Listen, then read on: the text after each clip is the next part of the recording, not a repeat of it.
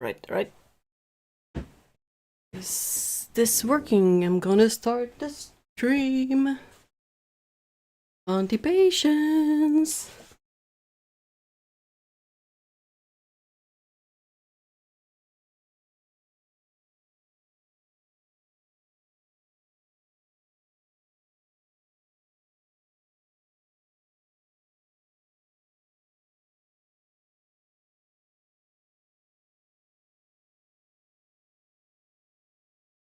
I'm just gonna quickly reset the audio just to make sure.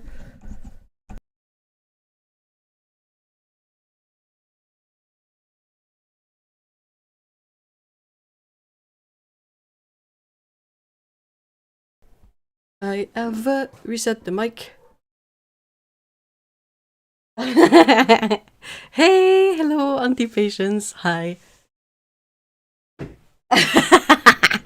That's kind of what I expected would happen when you said you left the tab open so the audio would remind you of the stream. I'm like, nah.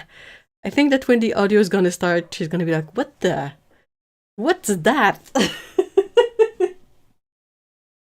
It seems to be fine. Awesome!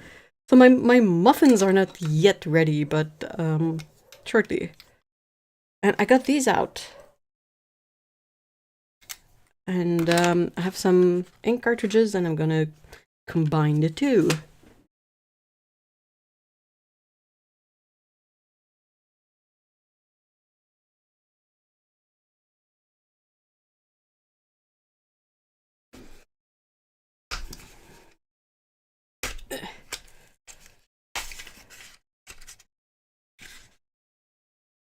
So I haven't tried this at all, huh?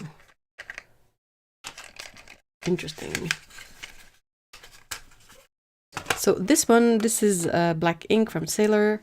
I went with black ink from Sailor because it's supposed to be, the cartridges are compatible with these. And with any kind of inking pen, a key factor on whether I will use it or not is if I can easily replace the ink. If I use an eyedropper or if I use a converter, I'm never gonna refill the pen. So the trick was to try and find an ink by Sailor that is waterproof. This one is supposed to be. We have yet to see if it's waterproof or just water resistant. That's kind of a thing that they don't always like very clearly demonstrate or write on labels. Ouch. Oh.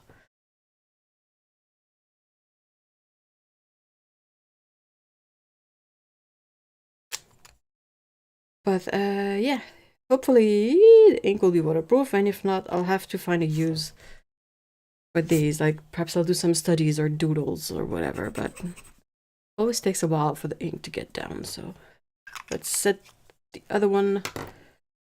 I have one that's the 40 degree and one that's the 55. I got these a long ass time ago. Like, I don't think there were any alternate colors back then. Ow. I messed up my thumb like a good few years ago by, I don't know how, but doing too much hand sewing, and it still bothers me. And I went to see a like physical therapist and all of that, but I don't think I necessarily do a great job taking care of it.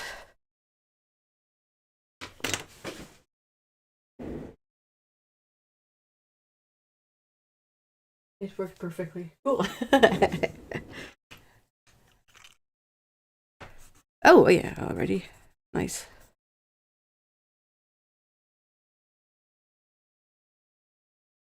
What I like of these is not just the super, like, messy line you can get, especially if you don't press really hard. If you just, like, hold them but don't press, you get a really organic line that's super messy. But also, if you need to do details, you can use the back of the pen. You can use it, like, the other way. And then you can go back to the lovely messiness of them.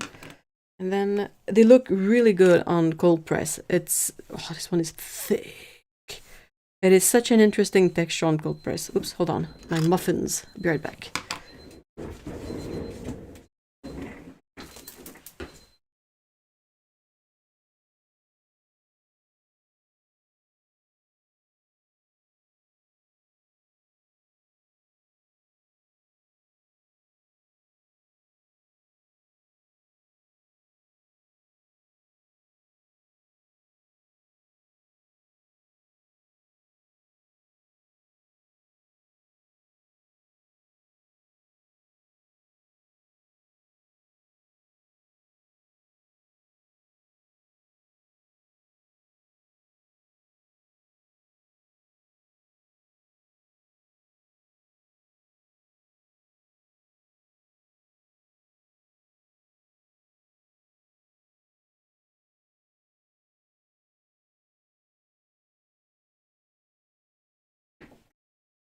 Right, I'm back. So I had really old bananas. So they're my go-to banana chocolate chip muffin recipe, but I always tweak it out a little bit. Now I had a bit more banana and I didn't have any eggs. So I had to omit the eggs. I didn't have any. And I added a bit of baking powder to come to work around maybe, and I dumped some cacao powder in there, and I don't think they put vanilla or cinnamon in this recipe, or do they? But anyway, I had a ludicrous amount of both. So what I end up with is chocolate chip, banana, more chocolate, cinnamon, vanilla, muffins. Yeah, it's an old recipe from Baker. Okay, so were you part of the discussion about the these Fudene pens on the Discord? But they are fountain pens from Sailor, and the main feature is that they have what is called a Fude, so Fude nib, which is a bent nib. So like you have your pen, that's the nib. Instead of having like a straight tip like that, the tip is bent like this. Like it's hard to see, but and then you have the feed here. And they have these in two angles. This one I think is the steepest, so it's the 55 angle. And this one,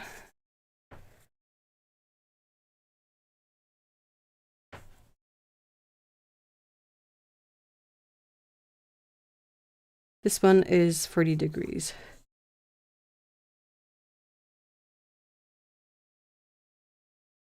So these come from probably like a Chinese calligraphy or Japanese calligraphy, but in terms of drawing, they're so much fun. They're really a lot of fun because of that line that you can get that is so different from a regular fountain pen. And also I have Sailor, always still Sailor, but they also have a Fude nib in these like dip pens. It seems to be quite a soft angle. I wonder if it's similar to the 40 degrees or... No, I think it's even lower than 40 degrees. This one looks like it's 30 degrees or something, but these are really cool dip pens because they're very easy to carry. They're super easy to clean. Like you can take everything apart. The feed is removable, the nib is removable, so you can clean it up. They're super lightweight, they're quite comfortable to hold, and the Sailor nibs are just really nice. They're smooth. They make really good pens. My only issue with any kind of pen maker is not necessarily whether the nibs or not are good. For me, it's whether or not they have waterproof ink available in cartridges.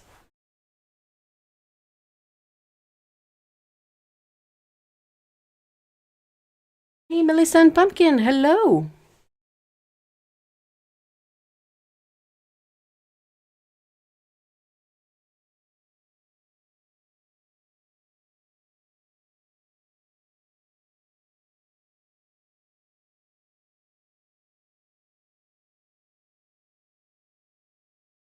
So yeah, as far as I know, there's two brands that offer waterproof ink. One is Platinum. So they have the carbon ink cartridges. And I really like those. It used to be really easy to recommend this pen, but they've changed the model and it's an absolute bummer. This pen is a workhorse. And then Pentel has waterproof ink for their brush pen. That's my old brush pen. It's a bit rough, but so yeah, so for Pentel, the ink is only usable in their brush pens, but it is waterproof. And then you have the carbon one for platinum pens. But then again, I don't think platinum has as Fude nibs, and the nature of the line of Fude nibs really makes you want to use it for illustration. But yeah, it's a bit tricky if you have to ink afterwards. That makes sense. Now I don't know. This is not a good paper for this. It's the guts of a sketchbook. The sketchbook itself, I like these. These are my favorite sketchbooks, but the rest of the sketchbook was getting on my nerves. It was full of art that bothered me for no reason. I just didn't like it, so I ripped it all off. But I kept these sheets because it is nice paper, and I'm gonna have to see if this is. Seems to be somewhat water resistant. I don't know about waterproof really, but I think that's definitely serviceable. There seems to be a little bit of like diffusion around the ink, but I don't necessarily think that it's a bad thing if it stays this minor. It can give a really interesting effect. Because that's the thing, there's two sorts of ink that are sometimes a bit confused. Two characteristics. It's water resistant and waterproof. If you want to do ink line work, ink work, and then put wet media on top of it, you want waterproof, not water resistant.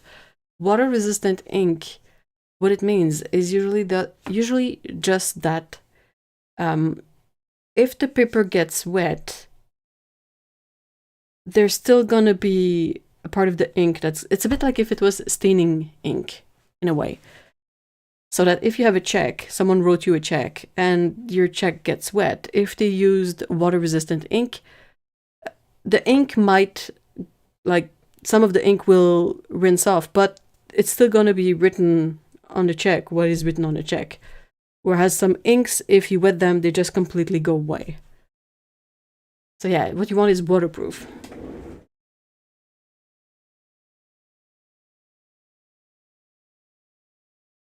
First wheel press either very recently or will very recently. This is their first. Ooh. They have really beautiful packaging. I did try their inks, and I really like their they also have like the calligraphy inks, which are a bit more like acrylic inks. So you can't put them in fountain pens; they're not made for that. But they're really nice. And also, there's a German company that's named Octopus Fluids. They have a whole range of inks that are supposed to be waterproof. Like, I've shown a few. Like these. They have a, like, I got cool colors that were a bit darker, that were more suitable to inking. But they have like bright colors as well, and they're supposed to, all of them, be waterproof. It's their drawing ink range, I think.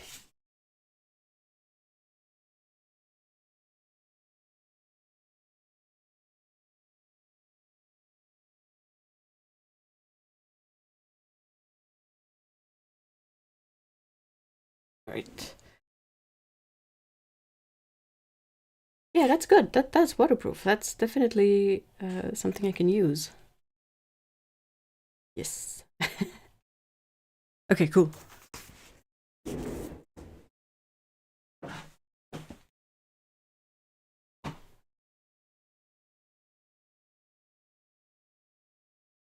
have a ton of inks from them that I haven't really used. I'm going to draw them and use them. Ooh, interesting. There's an artist that I like a lot that has done quite a few illustrations with fountain pen ink, either as a sort of a very graphic approach, like the whole background is a flat color and it's the ink, but they've also found some shading inks that are super interesting, and they've painted part of their illustration with it. Their name is Koyamori. They go by two handles, I think. What do I want to use? I'm going to use the Sharpie. There you go.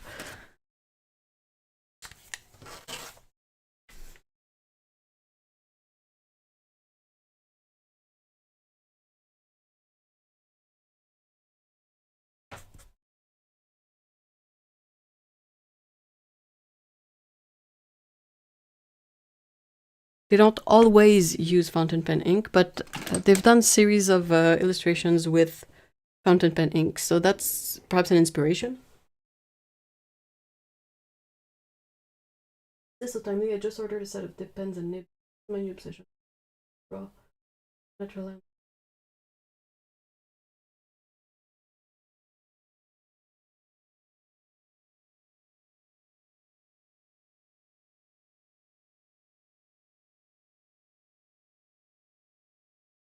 Okay, which ink? I've named a few. I'm gonna take my paper out again. Okay.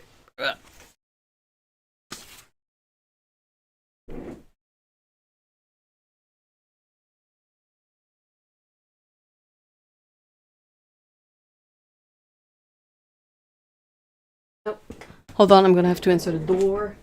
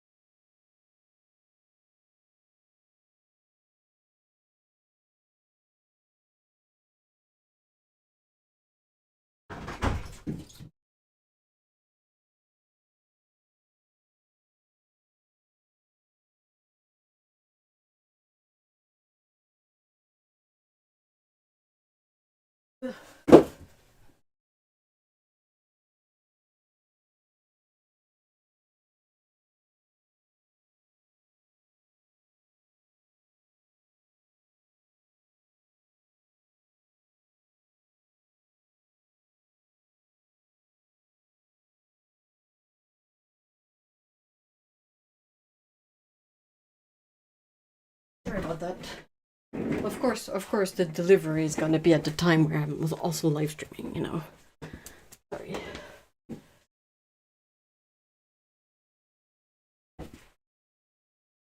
Okay, okay, my Sharpie.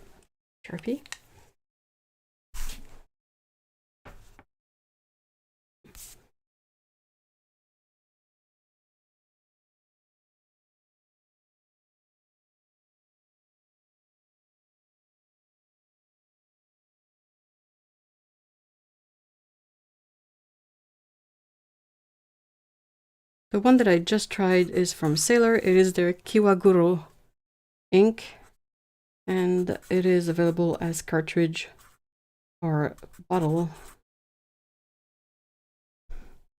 And it's to go in Sailor branded pens. Fair enough. You also have Platinum, which is the brand. Their waterproof ink is the carbon.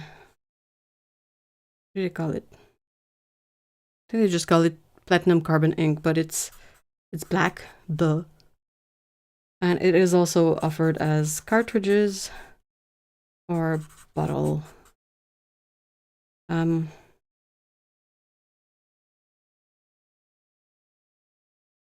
Octopus ink. The one, well, I mean, they have a whole range, but the black elephant one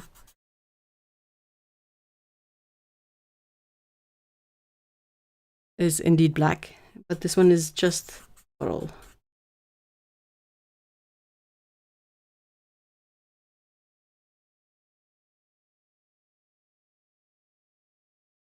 It's relatively easy to get a cartridge converter. Yeah, but converters suck. I have converters. I've tried converters, and what always happens with the converter is that I'll run out of ink in the pen, and then the pen will just sit there and dry out. It is messy. It is not convenient.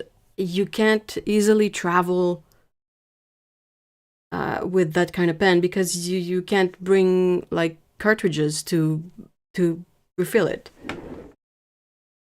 Perhaps a way to alleviate that is if you have a fountain pen that has a really big capacity, like a TWSBI Echo. These hold a ludicrous amount of ink, so that could be a way to use ink that is only bottle and a fountain pen, and it wouldn't be too annoying because until you use up all the reservoir of a TWSBI fountain pen, TWSBI Echo, you're gonna have drawn like a whole lot of stuff.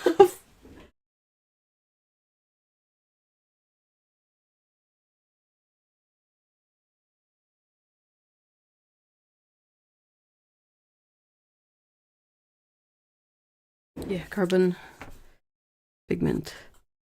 You're right. They also have a blue, a red, and a sepia one, but they're not necessarily light fast, I think.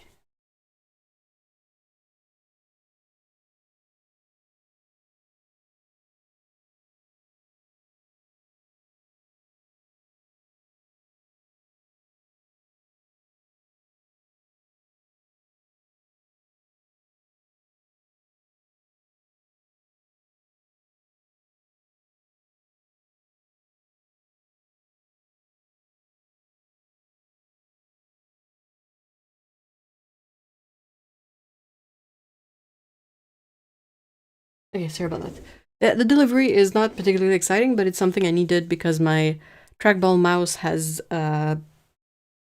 bit the dust, and that's the replacement.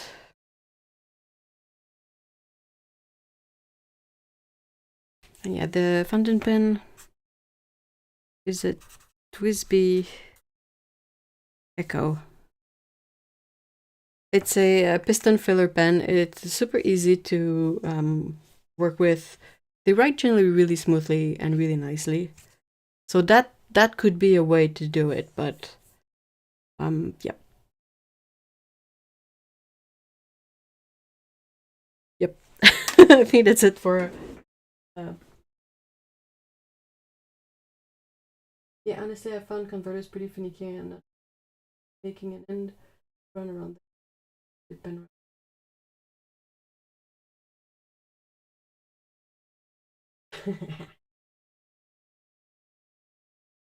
Yeah, I know what you mean. I had a couple of pens inked at some point with the intent of writing with them, but ultimately they just write out.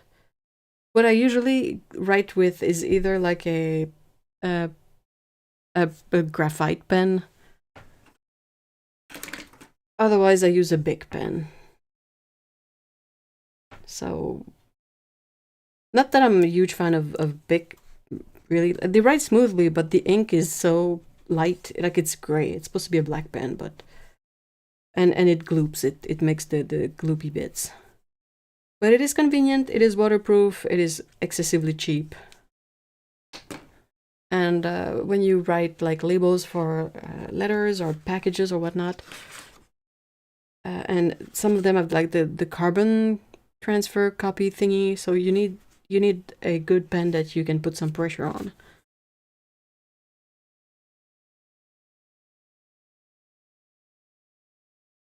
I'm also right-handed, sorry.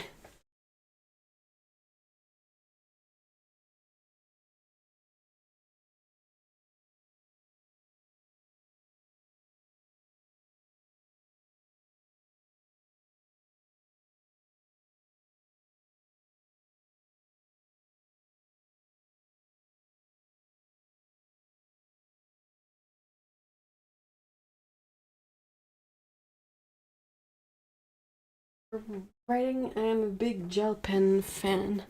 Do you have a favorite gel pen? Oh, sorry. Ouch.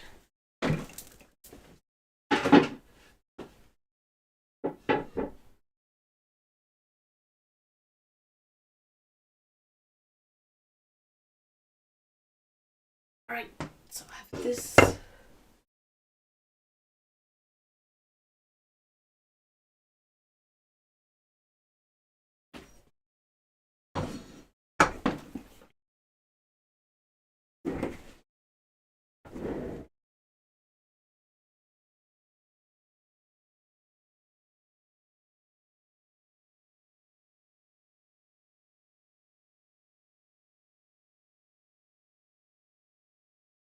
I have to say, my muffins smell really, really good.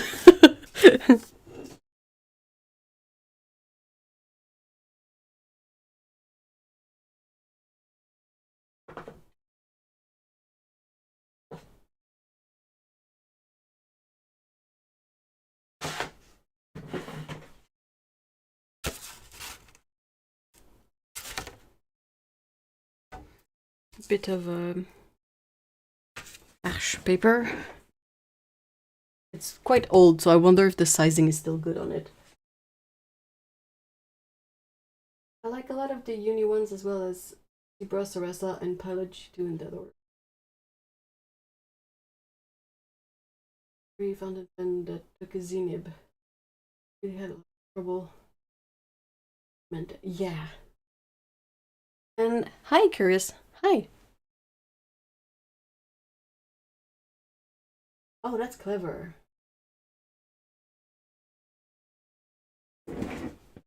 We tried a modified pen that could accommodate zebra nibs. No, G nibs. And it works, but it doesn't work all that well either. It's a bit too much of a hassle, and they don't flow that great, sadly.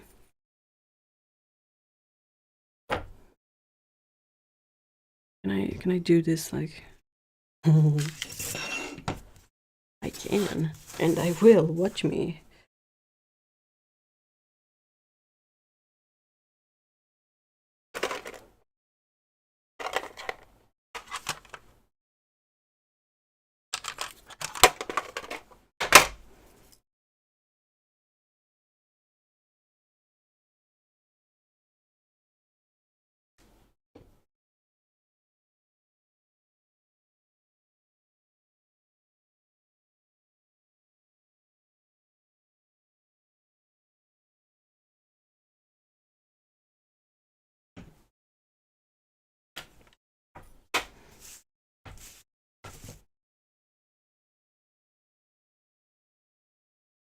Just gonna need a blade.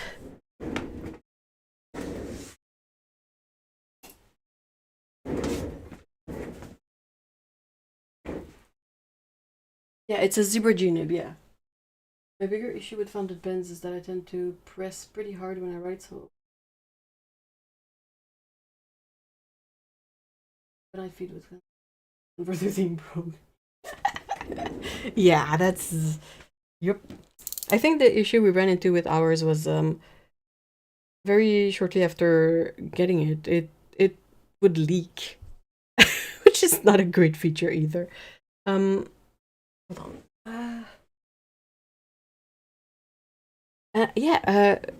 Regarding pressing too hard with the fountain pen, a lot of people get recommended to switch to fountain pen if they tend to press hard on their pens, because in general, people tend to write much lighter with the fountain pen. You don't need the pressure.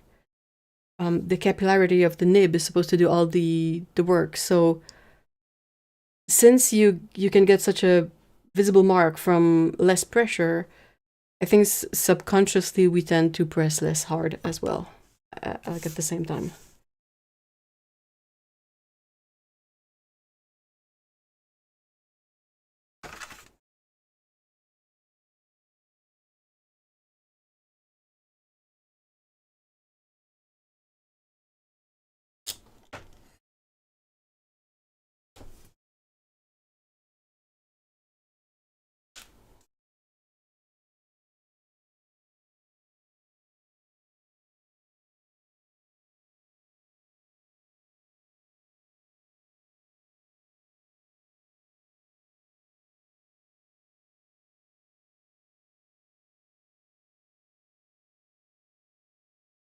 My ruler makes a shadow on my...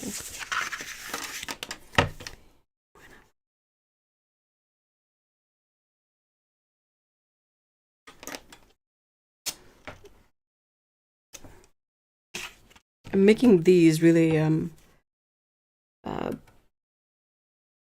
carelessly. I didn't measure anything. It's just to have a reference, so they don't have to be perfect. They just have to be useful.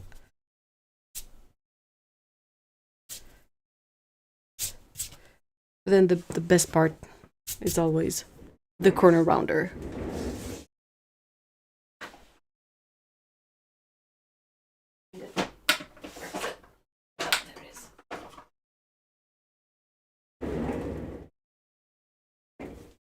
I've used computers for so long that I'd almost completely forgotten how to... Oh no!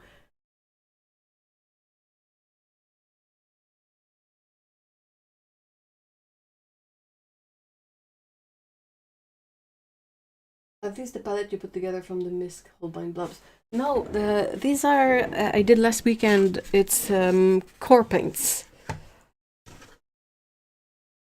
They've had a good couple of days to dry. And I need to swatch them now.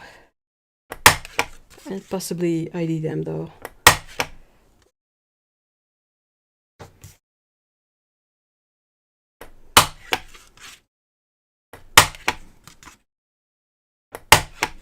Sorry for the clicky noise. That's the right side. That's the right side. Missed that stream. Yeah. That's okay. It's okay.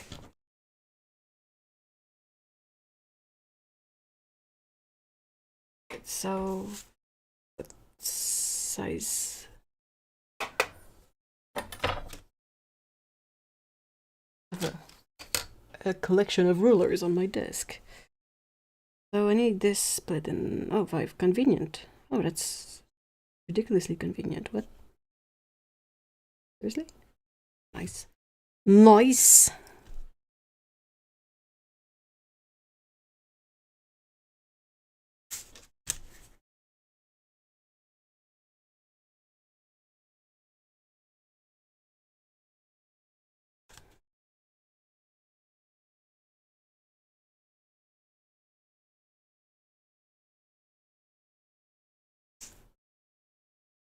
How are these that uneven?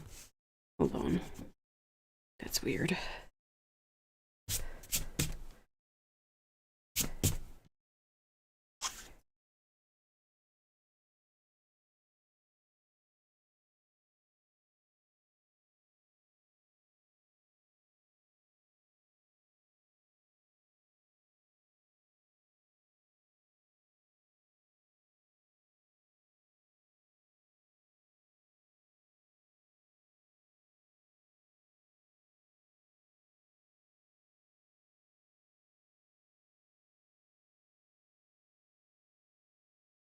It looks better.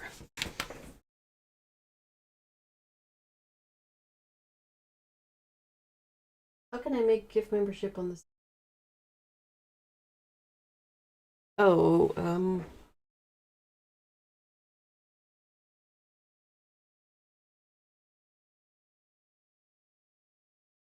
I'll leave myself a note. I don't think I can check it during a members only live, but hold on, post it.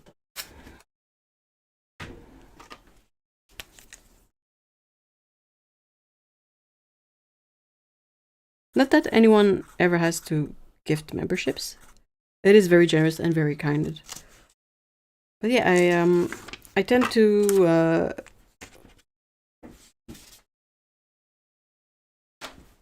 watch a lot of political streaming content, and yeah, I often see people gifting like memberships. But those streams tend to be much bigger than mine is, so I never really thought about seeing if it's set up for my streams as well. Yeah. Words. So I need this split in 8. 8. Crud. That one's gonna be less obvious than the other one. What's the actual measure of this? Oops.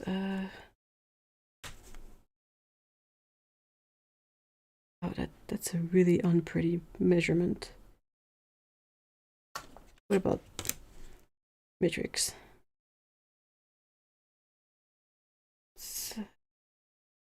Game size set 118.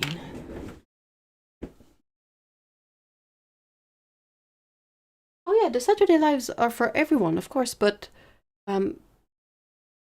as a it's a feature of YouTube. As a way to support the channel, you can offer gift memberships, and it wouldn't change anything on the Saturday live streams for the people who would get them, but it would mean that they could access the members only content and the members only live stream. Aw, that's so kind. Okay.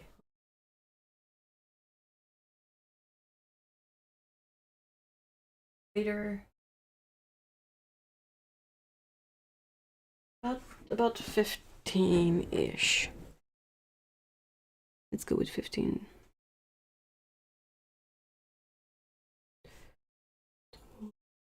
Get. Oh yeah, that's fair.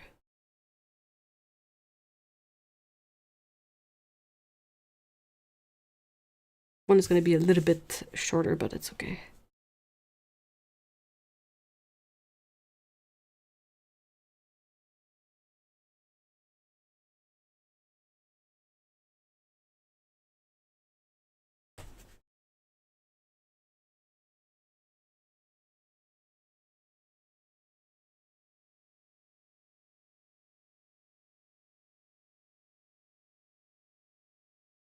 So with this pretty cool ruler, I could have just like done the first one.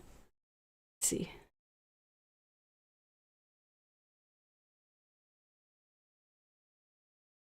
And then use my line as a reference point, and the 1.5 would be here. How do I? Yeah, not too bad.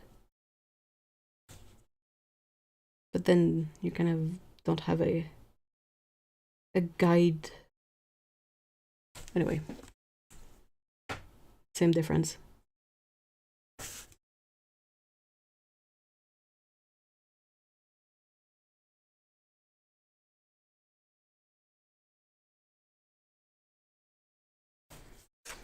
Så 1, 2, 3, 4, 5, 6, 7, 8,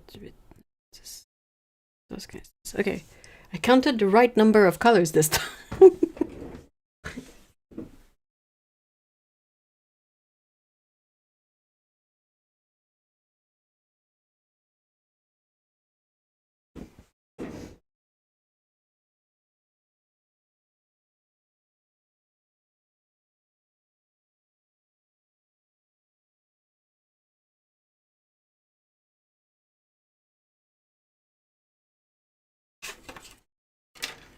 This one.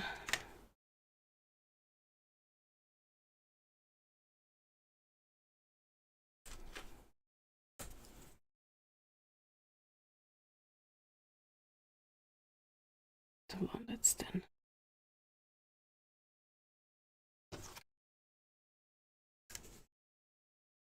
So split it in 6.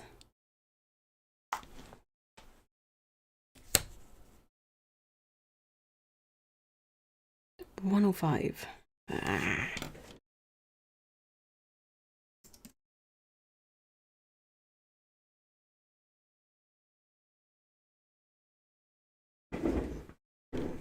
Fascinating stuff, am I right?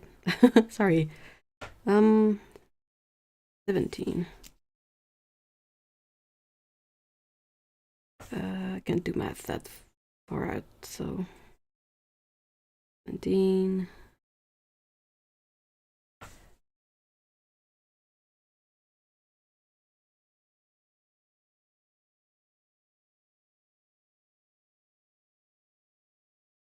It's gonna be a little bit short, but that's okay.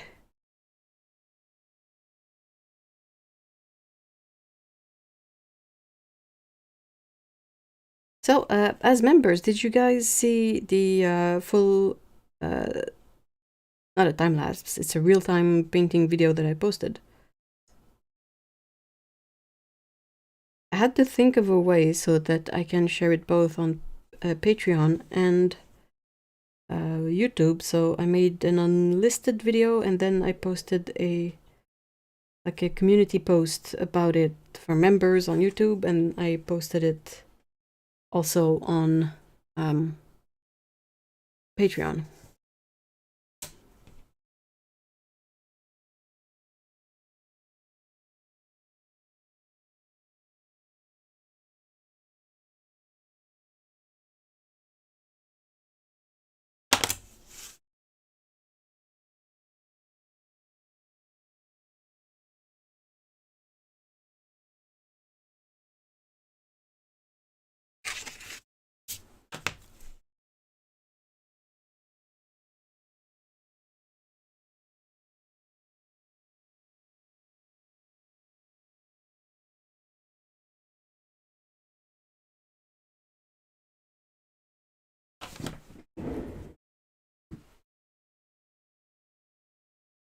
I haven't had time to watch it.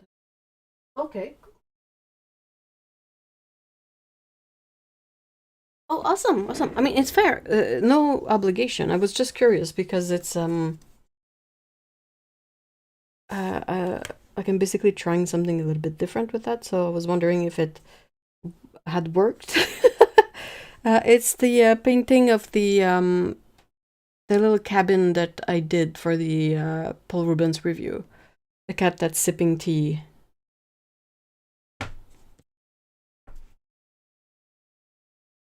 In the cabin.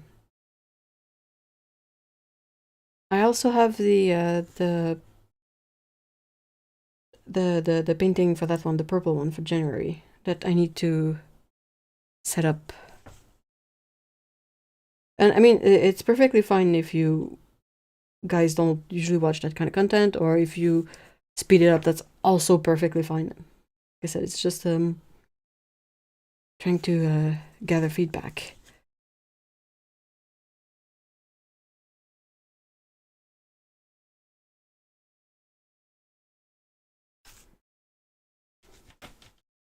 And I just have to ink that.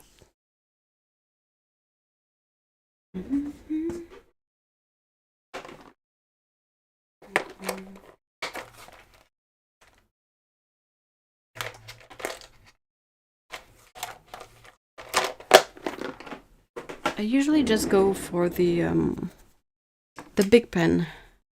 I have fine liners, and they tend to make for a pretty dark line. But this is cold press paper and ash, and it's gonna just wear out the felt nibs. So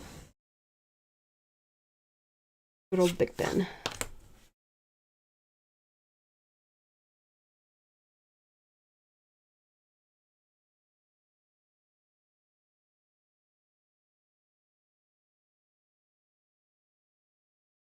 You can also freehand the lines. You don't necessarily have to use a ruler. Depends on the mood.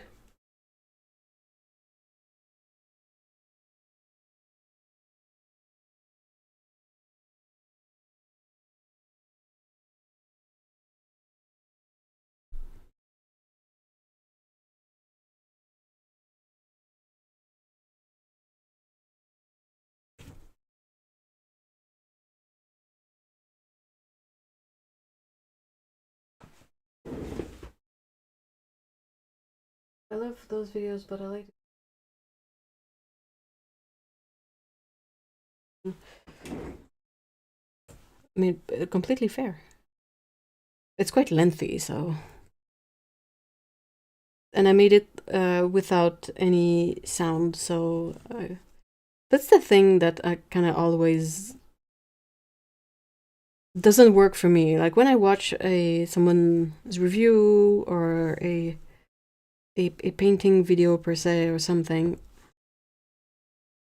I never enjoyed their music choice.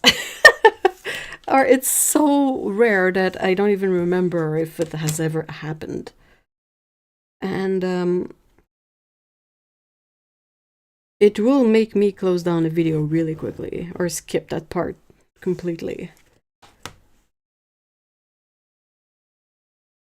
So I thought that it would just be easier anyway to have it without sound. I put notes in the comment section, not in the comment section, the description, sorry, with timestamps to explain a little bit what's going on.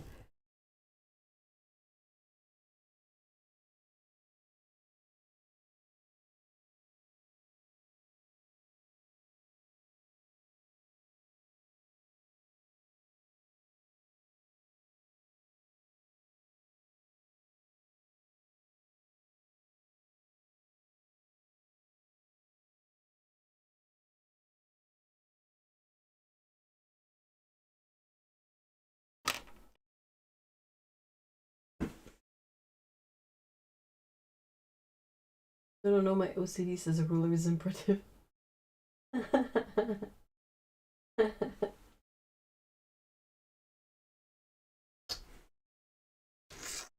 Some people are really good at making these freehand too, but yeah. Or like the super creative swatch cards where like it's every swatch is like a drawing of a pan or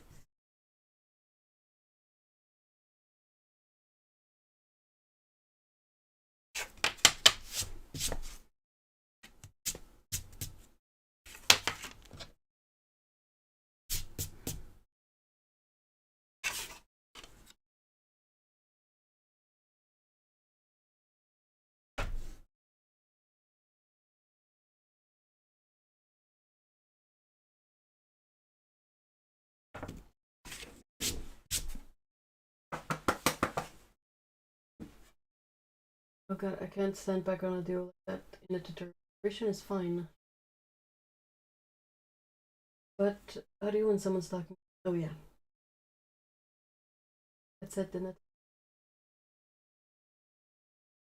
It's been a while since I've watched any of her videos. I need to take a peek. There we go. All set up. Time to swatch. Just gonna use the cheap brush here for that. No, it's not black. It is supposed to be dioxazine violet.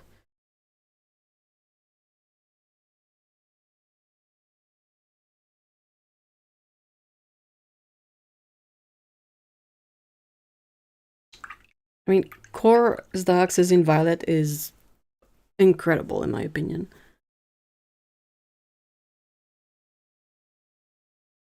That's Queen Magenta, if memory serves.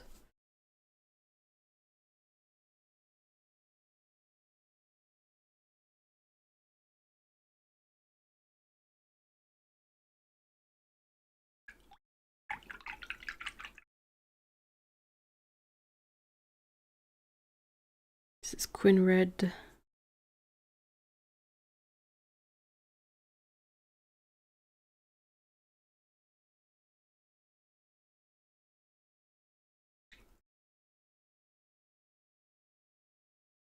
Permanent Scarlet.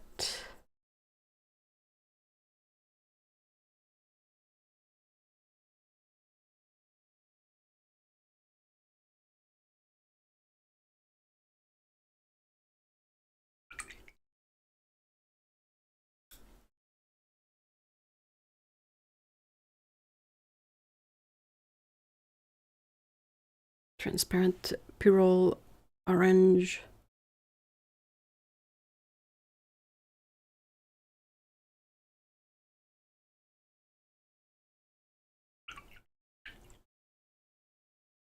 And then I think we put Indian Yellow in this one, did we? I don't remember. I'll have to check the stream.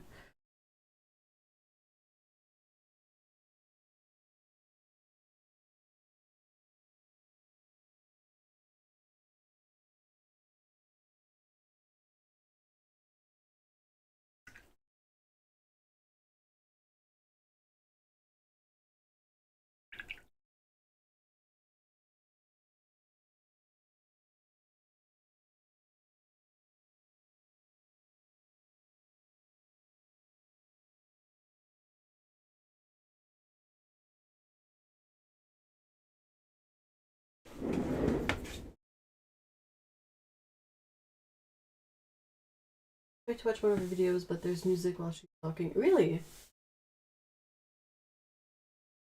Even if it's some sort of like I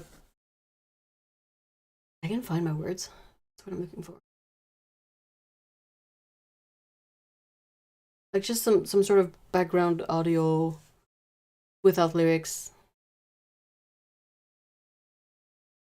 I mean, I think I personally prefer to when there's no music in the background.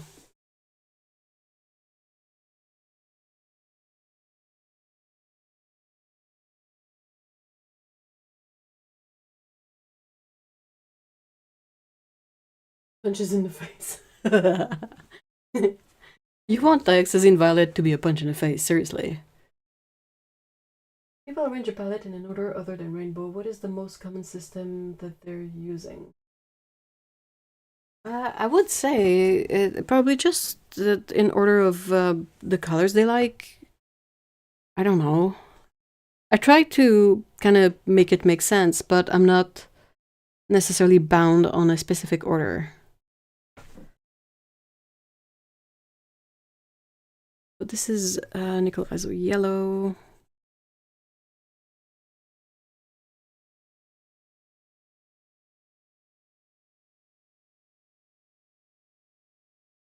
Green Gold.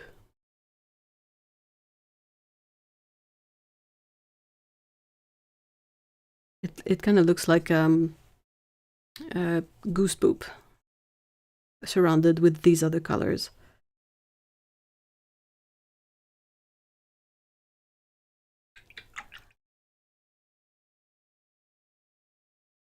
I don't remember the name of this one, but it's the turquoise, phthalo turquoise, maybe? Something.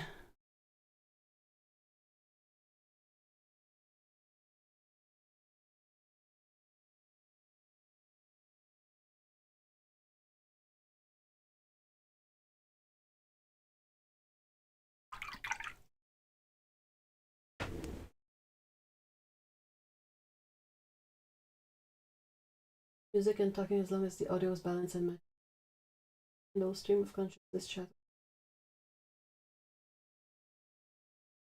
Decline myself. I'm capable of doing the first. It's possible. It's possible. It really depends. I feel like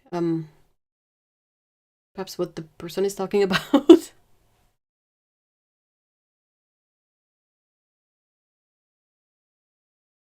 Yeah.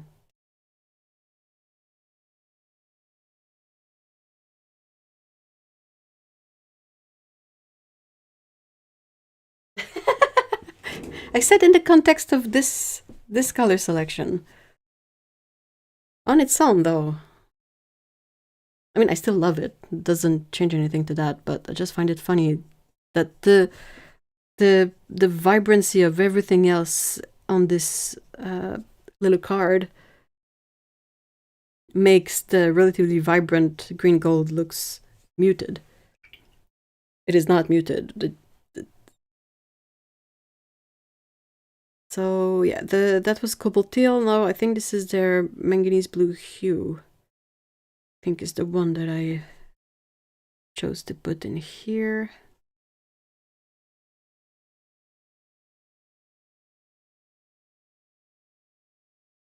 And then, if I remember right, the last color was in the throne blue. It looks like a blob of black on the palette. It's still quite soft too. But, or was it ultramarine blue? I think it was ultramarine blue, yeah. It was ultramarine blue, sorry. In the throne is in the other palette.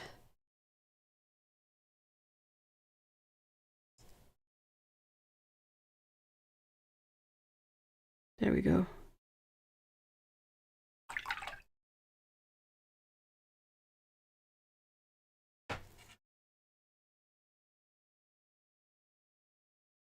I feel like these 5 colors together make me really happy.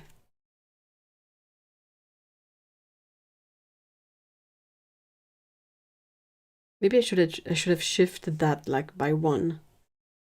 start with the pink and have the yellow there. So that's kind of like all the warms on the top row, and then on the bottom, all the cool colors, whatever that means. It's still good.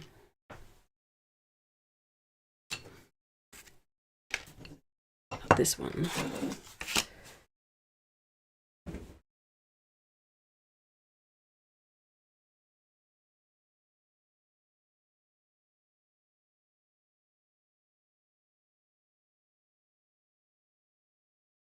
So whereas this 12 color one was about vibrant color, like really saturated, punchy colors that you can't really use on their own like that, this second palette is like the opposite idea. I'm gonna grab a smaller brush because these are much smaller wells and a somewhat smaller swatch card.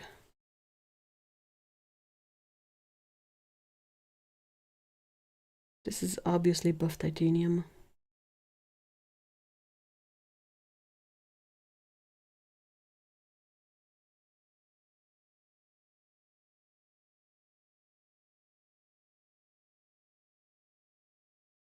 Oh yeah, I wrote those down, so that's Naples yellow.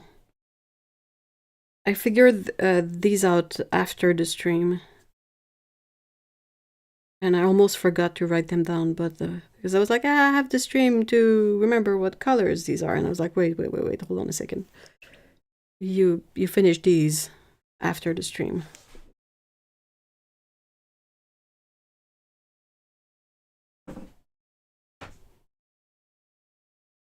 So this one is raw sienna.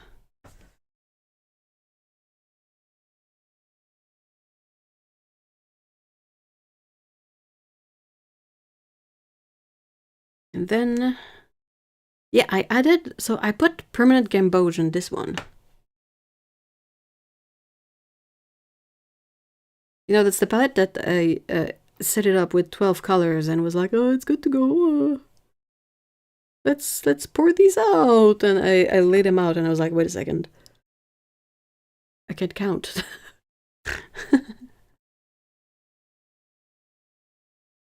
So I had to figure out which other 4 colors I could add so that I would have 16 from what I had in the core range, what was in front of me.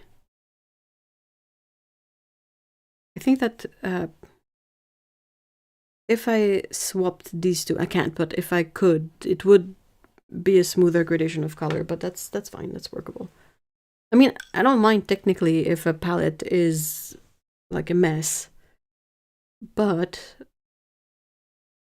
if I have to set it up and I have to choose, I will definitely try to organize them like in a an order that makes sense, if only so that if paint from one well travels to the surrounding wells, you don't end up with complementary colors like contaminating each other.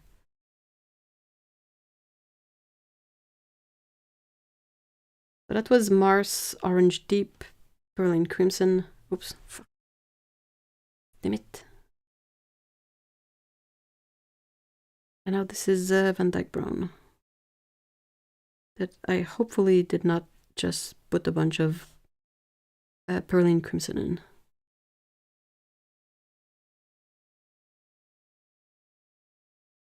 And then this one.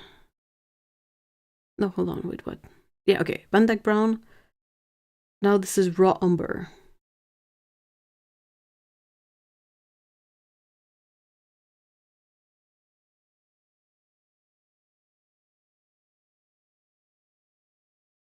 What's next?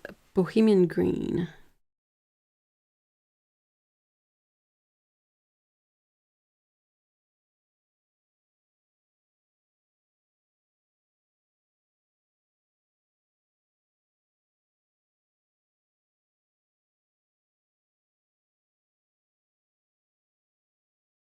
After that, I have Chrome Oxide Green.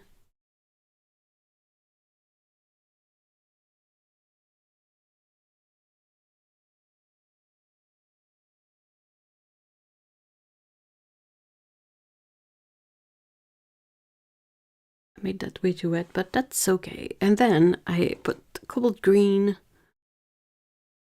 And also with this one, like I took a risk, quote unquote. I set it up so that I would have the ultramarine turquoise in the corner that I'm coming to. This is cobalt green, but it looks like I'm picking up mostly binder. It should be a bit more intense and less gloopy, but oh well. And then in the corner, that's the ultramarine turquoise. So I poured this one down to swatch it, and then I was like, okay, I have to work everything around that color. And I think I managed, you know, good enough.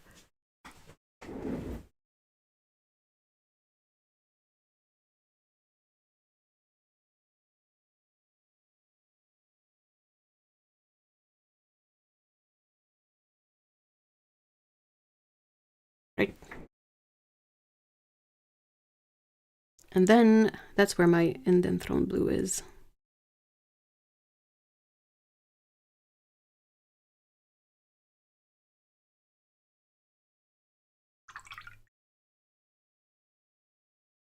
And Payne's Gray, Ivory Black, and Ardoise.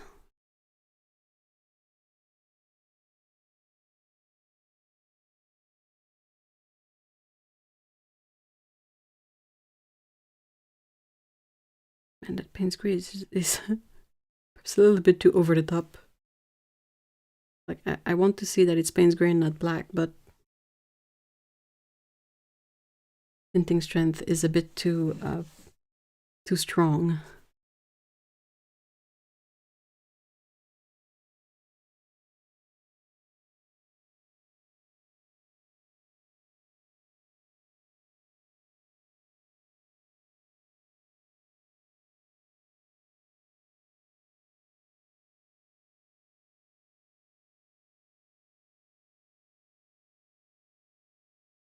It's the kind of wells that I feel terrible using a good brush in, because they're small and you really need to like wiggle your brush in there to get a good basis of color for a swatch.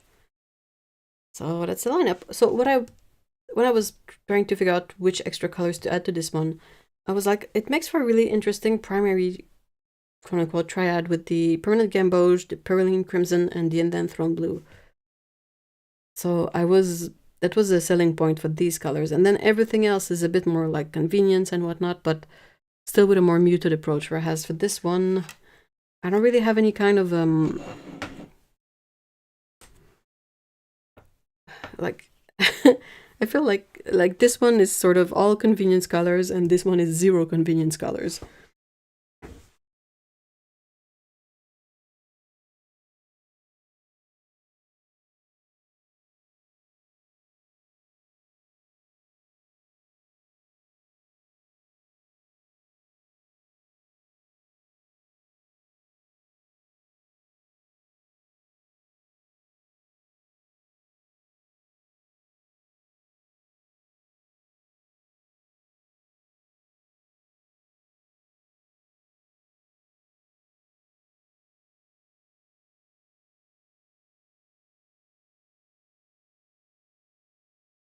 Right, so I think I'm gonna do a couple of mixes just for shit and giggles.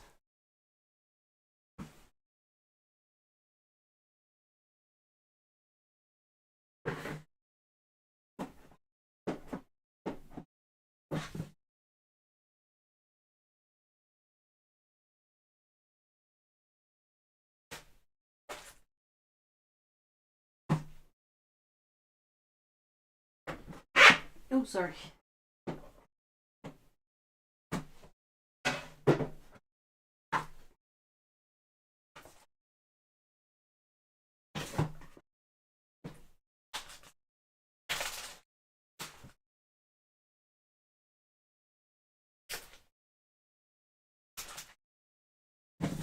I'm just looking for some paper.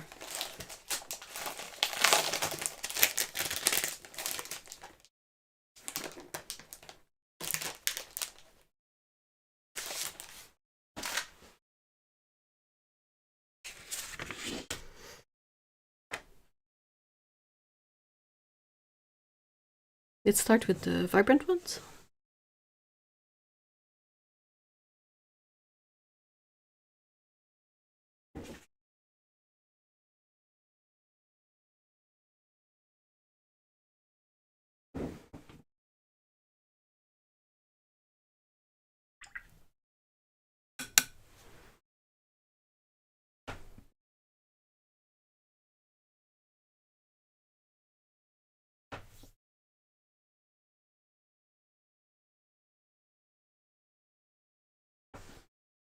kind of have a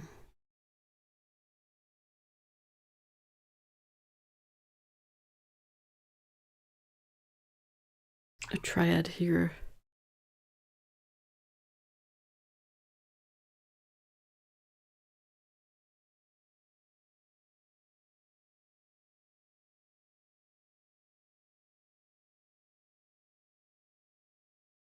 It's not the perfect triad, but I think it's quite serviceable with the nickel azo yellow, the quin magenta, and then the manganese hue.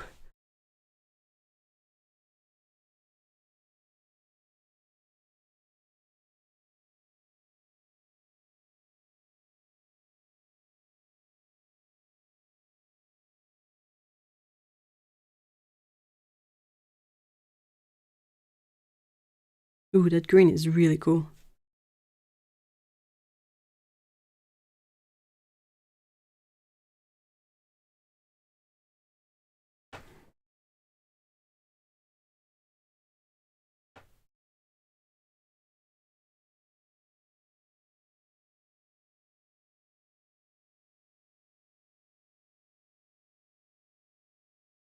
I want to try that too.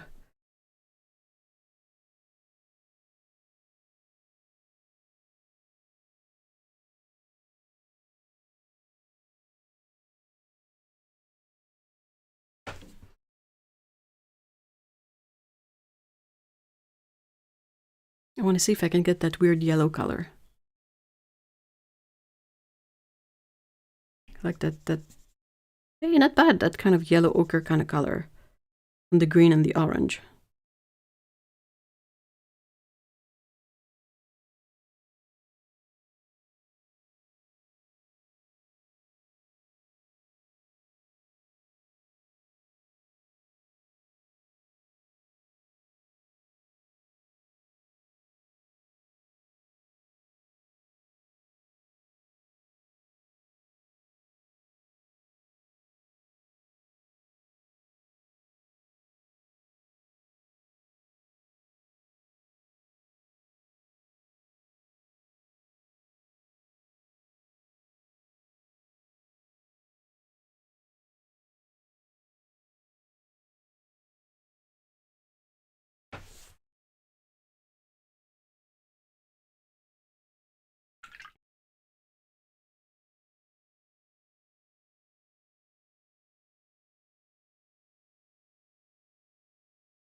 I want to try a mix of the blue, the red, but same yellow, I guess.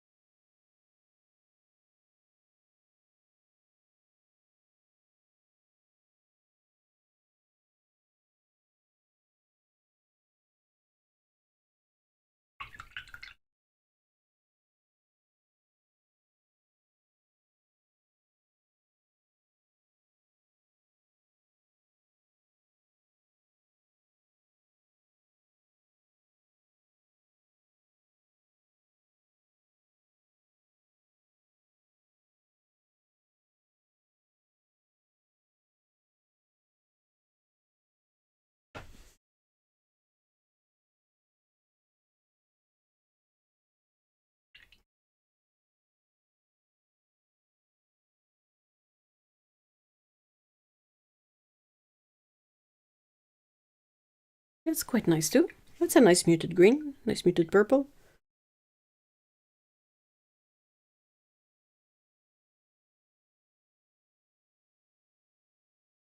Honk.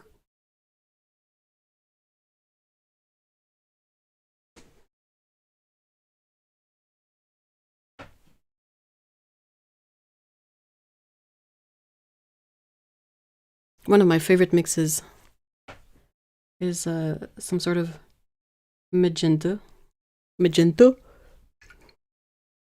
then teal.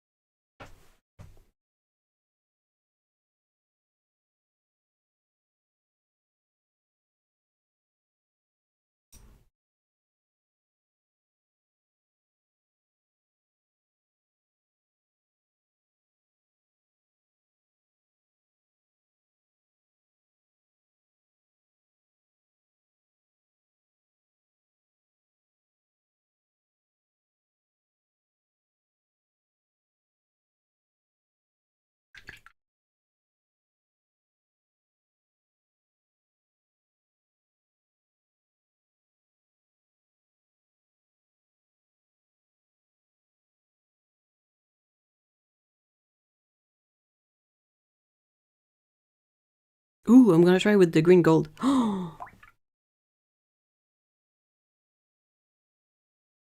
Ooh. Oh. Okay, that's cool.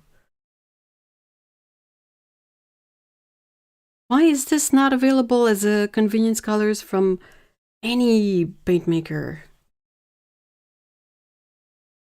That's love that.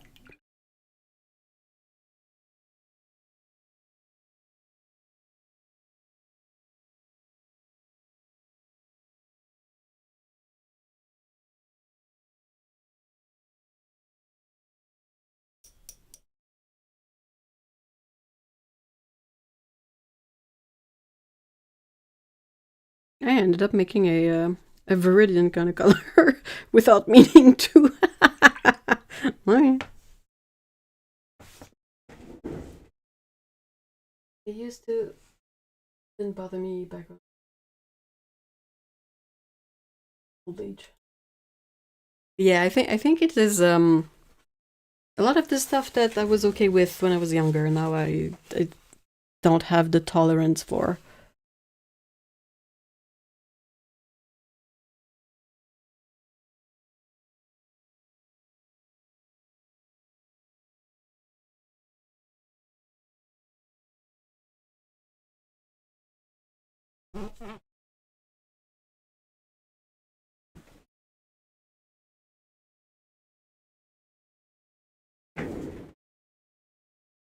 I wanted to try the teal with the turquoise because of that beautiful granulation.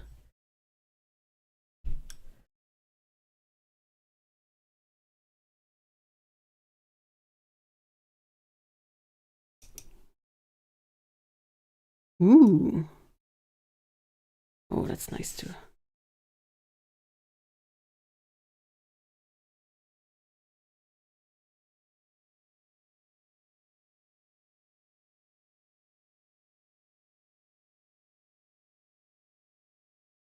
That's really cool. I wonder if that ultramarine blue is granulating.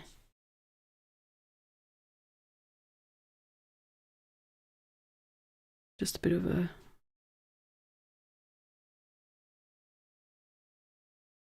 I think it is. Oh, let's try some more mixes.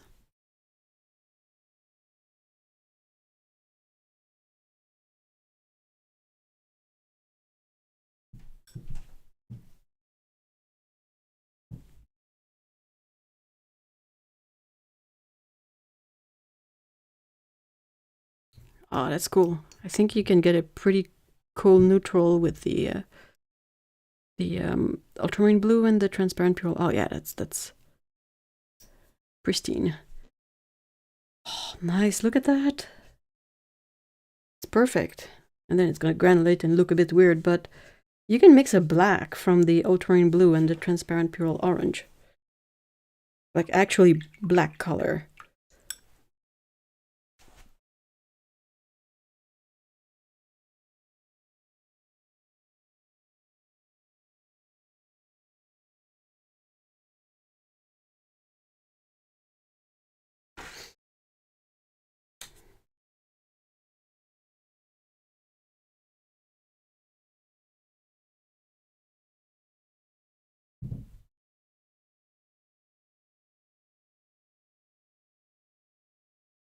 I want to try the manganese blue hue and the permanent scarlet.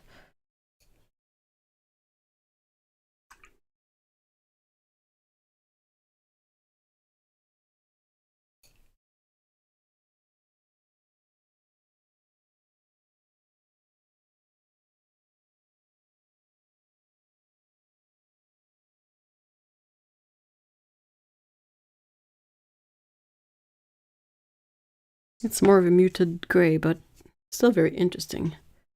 Like a blue-gray kind of color.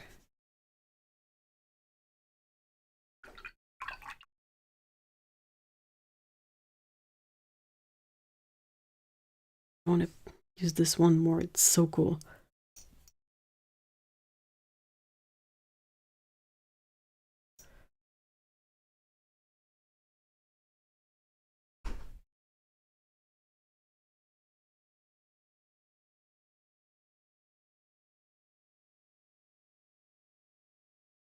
The colors that are drying are looking really cool. Like the granulation in here with the green gold and the cobalt teal is just awesome. And then these other two are also like turning out really pretty with the way the cobalt teal settle. Seriously, QoR's cobalt teal is, I think it's my favorite cobalt teal. All makers like mixed. I'm gonna make a big puddle of mud.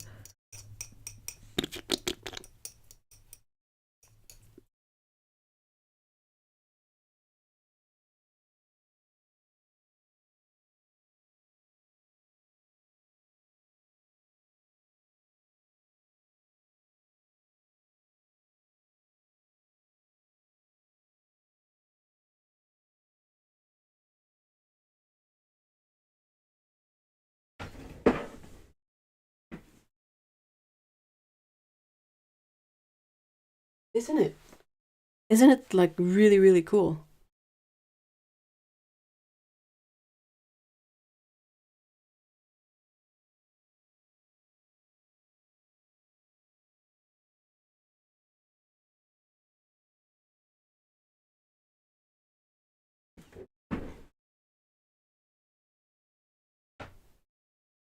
I guess the only issue with these kind of palettes is that they're great if you like paint something with them, but if you're just trying to do mixes, you have to clean up your mixing area so much.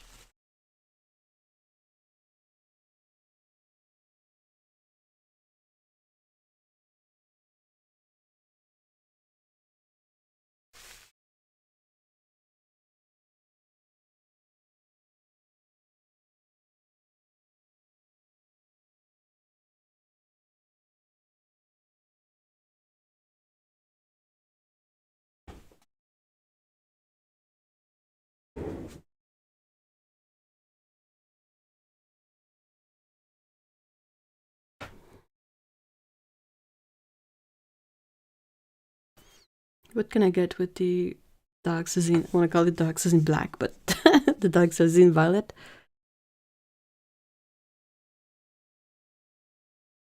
And then the nickel azo gold.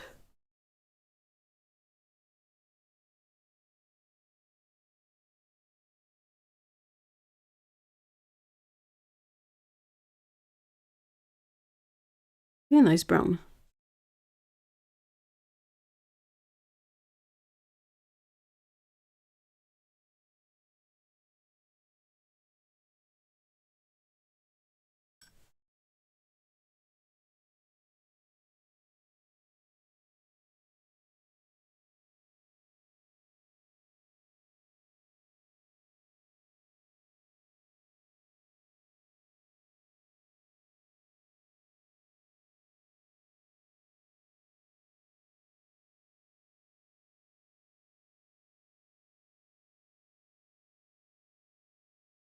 As this palette doesn't have a lot of like pre-mixed greens, that's something really interesting to find. That's so unnatural, but very green. Wow.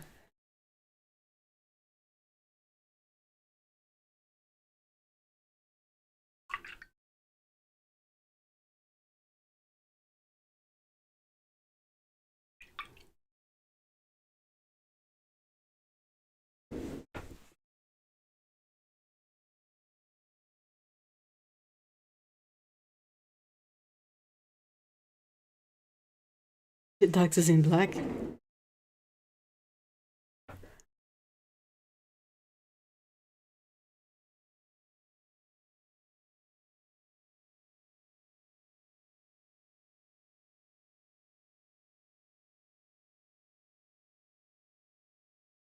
Trying to decide what other mixes I want to do. More greens, possibly.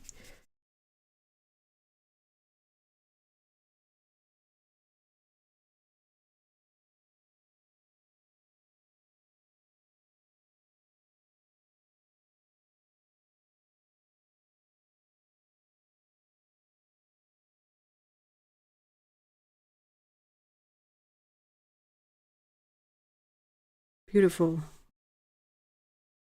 Oh man, that's nice. That's like the opposite. I had this uncanny, unnatural bright green here, and now mixing green gold with ultramarine blue instead, I get the very natural looking sort of evergreen kind of color.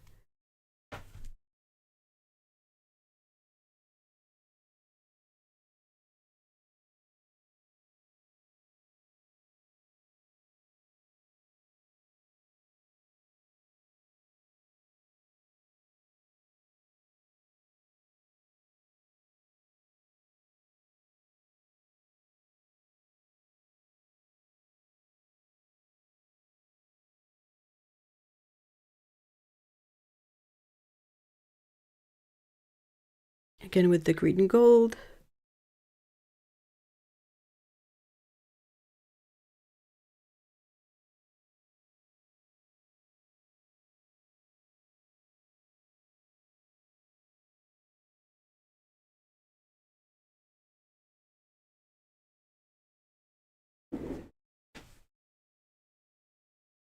Purples are my favorite.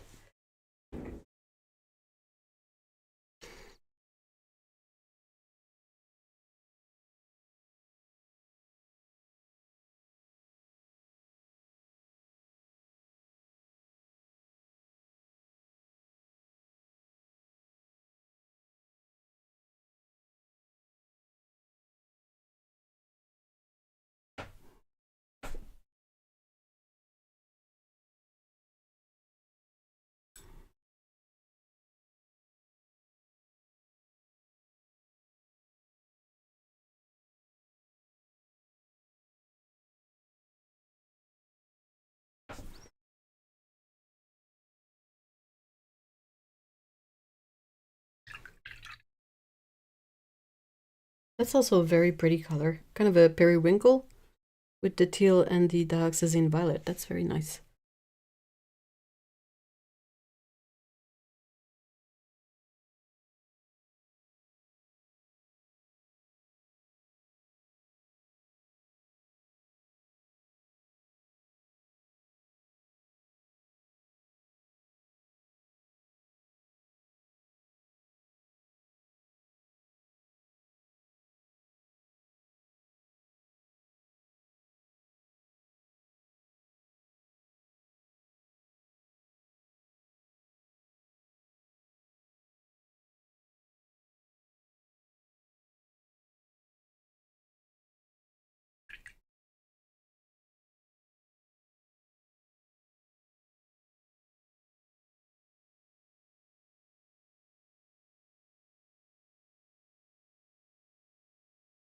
Gonna try to do a couple more and then perhaps do a couple of the muted. I want to explore the sort of triad I have in the more muted colors. But I hate leaving this part here with nothing.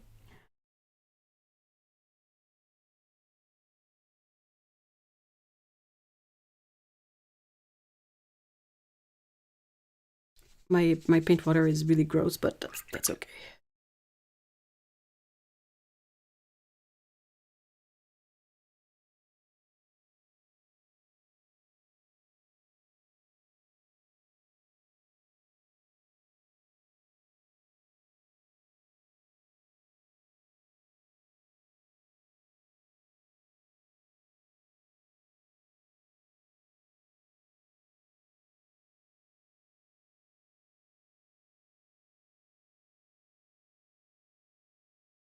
All right, interesting selection, in my opinion, anyway. Oh, let's grab this one.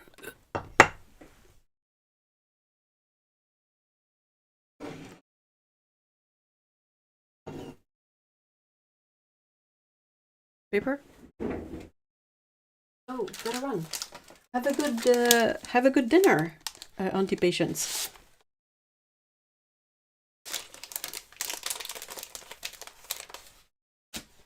What paints are these again? These are all from QoR.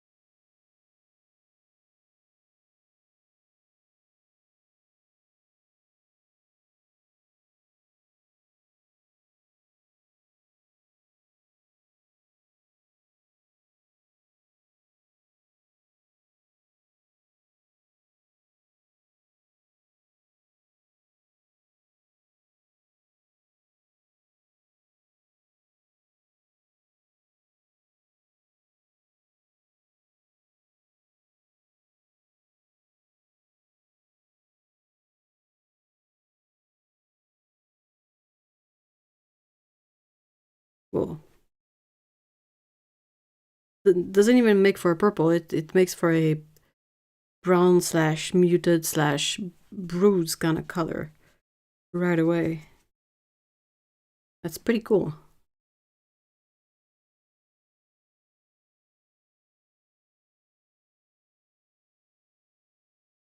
That's a really interesting mix.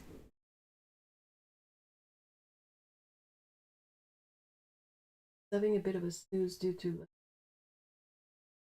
really pretty purple blue. Which one? This one here?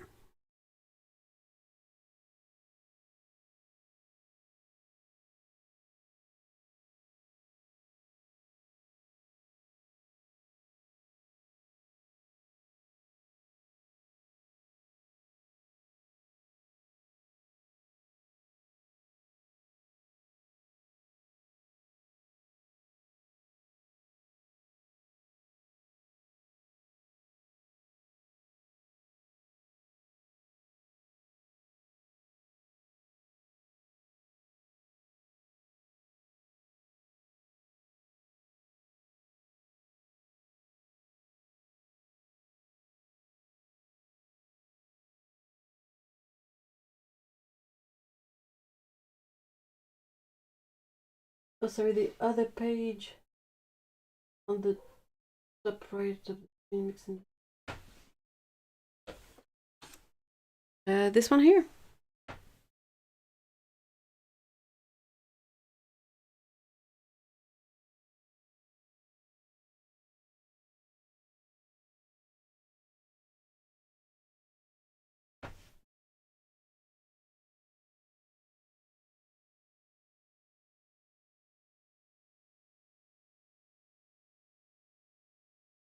Yes, okay. That's the quinacridone magenta, so PR 122 and the cobalt teal.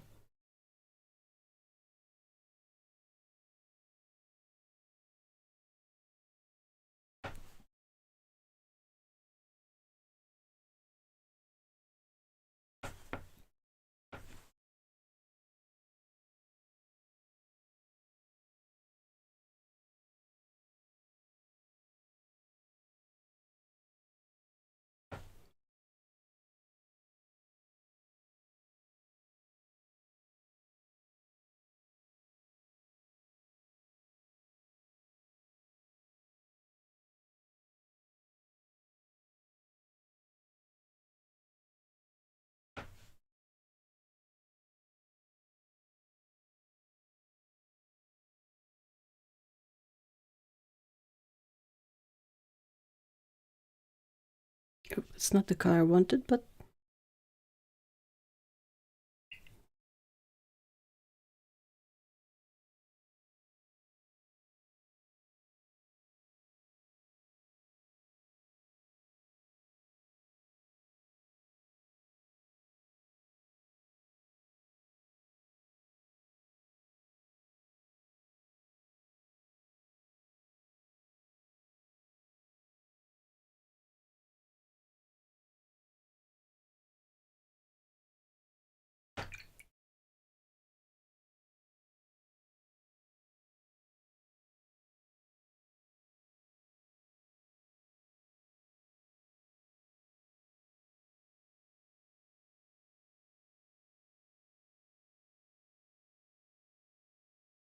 so that's the Payne's Gray with the permanent gamboge.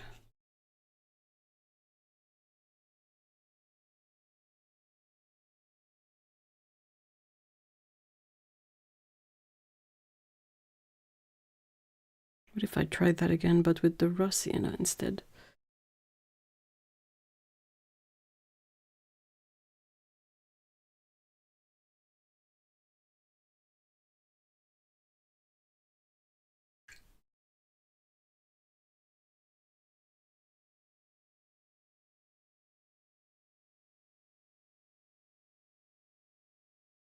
That's nice. That's a nice neutralization of the Payne's Gray. Really cool.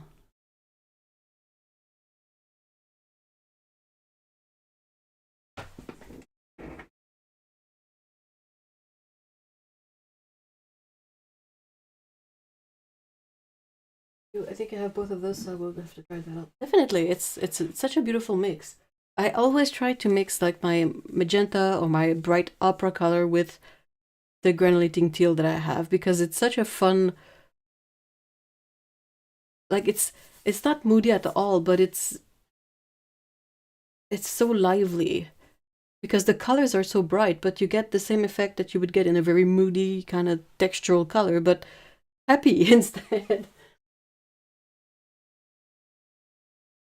Like if Misty Morning had a baby with a nebula and it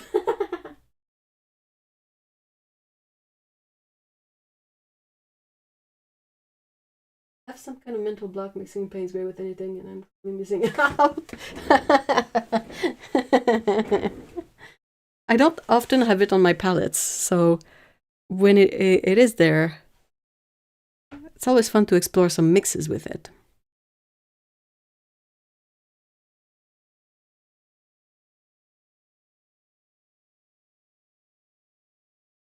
I'm really liking the mix here with the raw sienna. It's kind of a very like muted, neutral, weird color going on.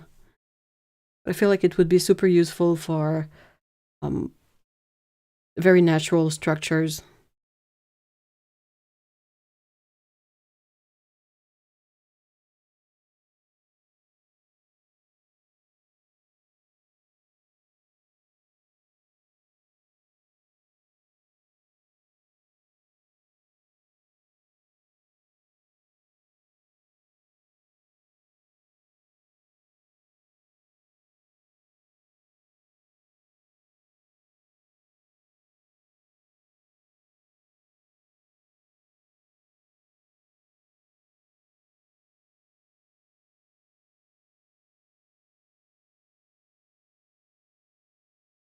Hmm.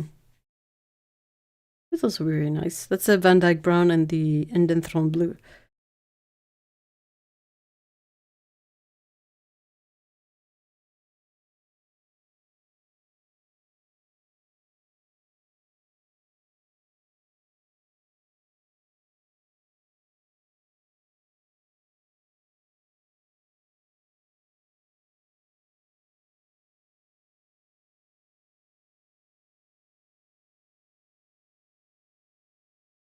I expected this cobalt green to pack a bit more of a punch.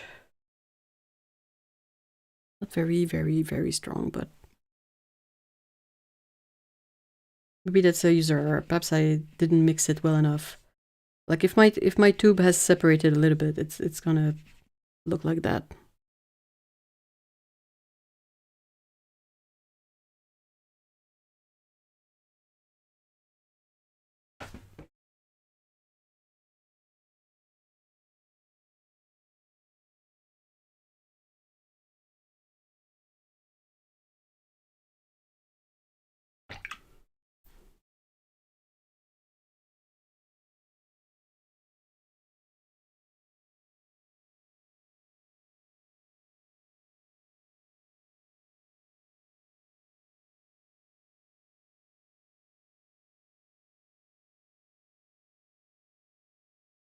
Haha.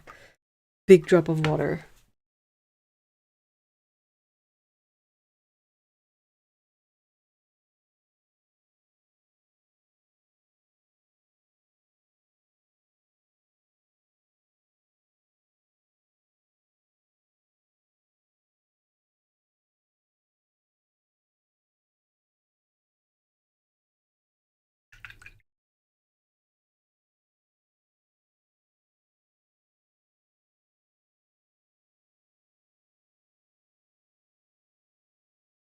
That's also very with the Payne's Gray with the Pearline Crimson. Really interesting.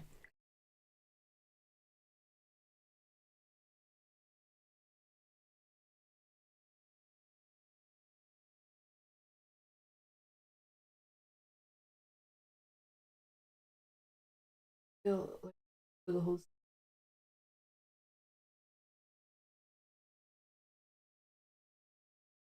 Ooh, yeah. More cobalt green.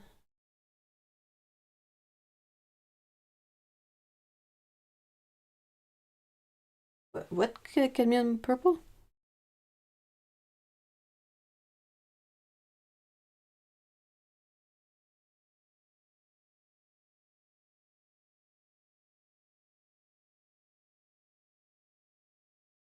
But yeah, the like a cadmium red with a PG26, a cobalt green, they mix for a really, really, really nice gray because it looks. Uh, it's not the darkest of gray, though you can get it quite nicely dark. But when you paint with it, like I remember, I did a whole painting around this mix, and it was a cliff, and I painted the cliff with that specific mix, and the way it dried, it was so interesting because it makes that the surface of the cliff, the rocks, they were not one single flat color. There was so much going on visually, but on a very small scale, due to the fact that the mix separated depending on how it was painted in that specific area.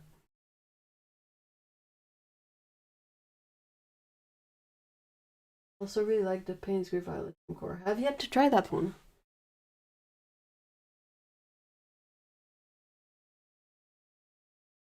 I don't think I have the cadmium red purple from QoR, but it is a nice color. Like we tend to overlook the cadmiums because uh, they're more toxic and they're expensive, but as a color themselves, they're really, really pretty. Sennelier has a beautiful, like, cadmium purple kind of color. It is very nice.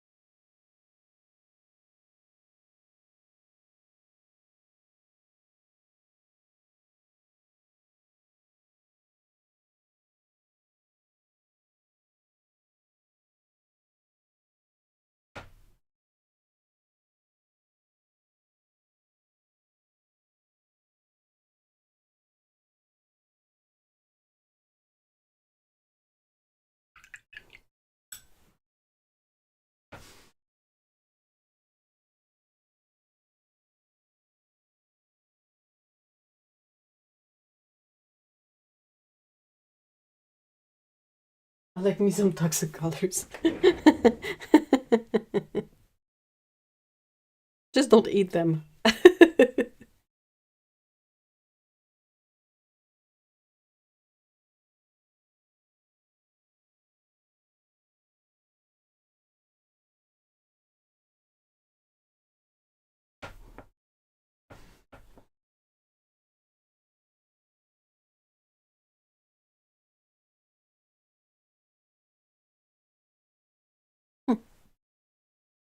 Oh, I picked up the big brush. Oops.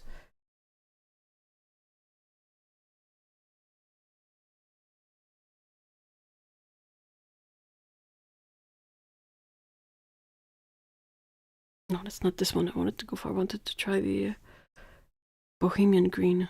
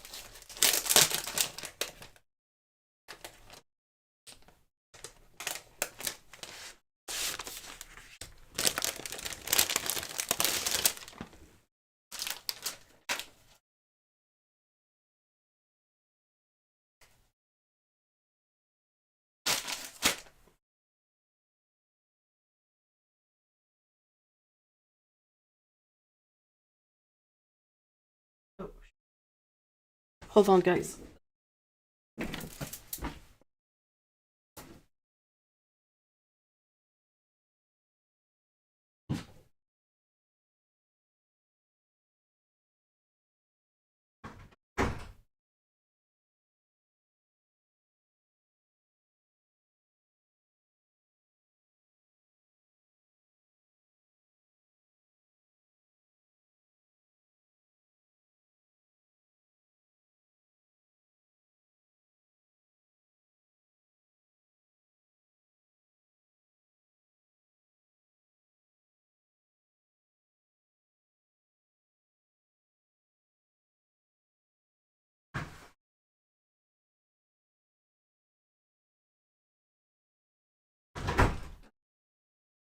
There's been so much snow. We always do that.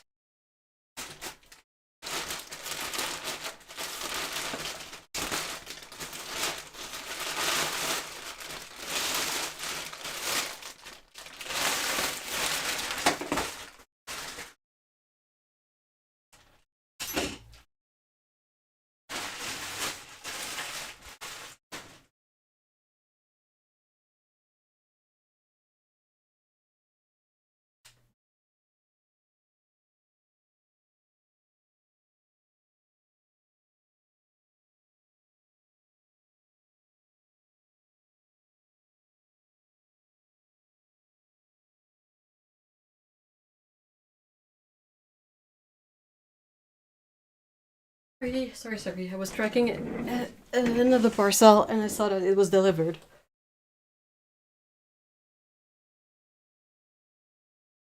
And I know that these guys, they tend to leave the parcel like outside, so.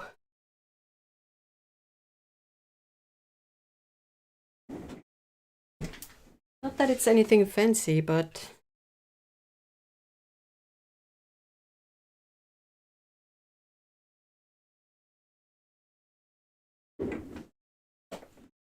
Alright.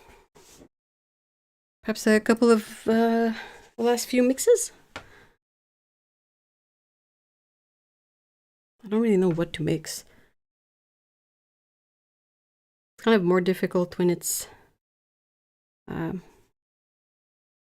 colors that are technically quote-unquote good to go, that you don't need to do anything with before putting them on paper.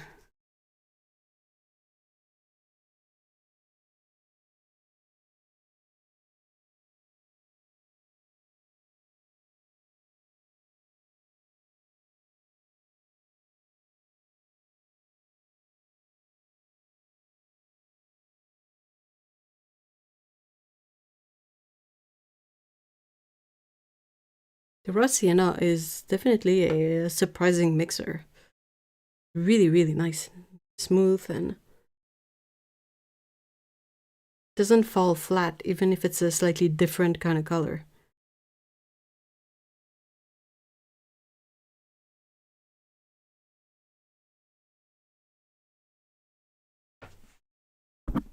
Oops, sorry.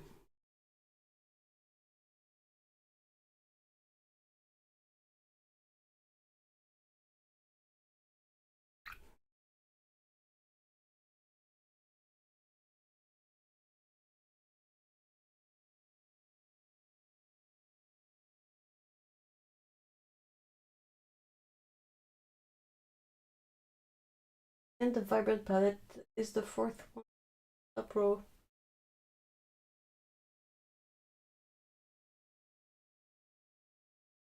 This has something, okay. So I can go through them again. Yeah, I agree, same. I learned quite a few things. Like, I think if it had been just me, I would have been more tempted to have only this more saturated yellow in the palette for mixing, but I'm realizing that the very soft Naples yellow and the raw sienna, they make for mixes that I like better. So for this one, dioxazine violet, quinacridone magenta, quinacridone red, permanent scarlet, transparent pyrrole orange, Indian yellow, nickel azo yellow, green gold, what do they call it? Phthalo turquoise, maybe? Something like that. Cobalt teal, manganese blue hue, technically, and ultramarine blue. So I think you're referring to this one. That's the permanent scarlet.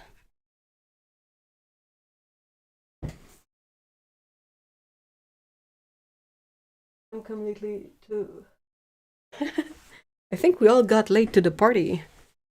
And the people that were already there were like, heh, we figured that out a long time ago. And like, yeah, but we are slow, so.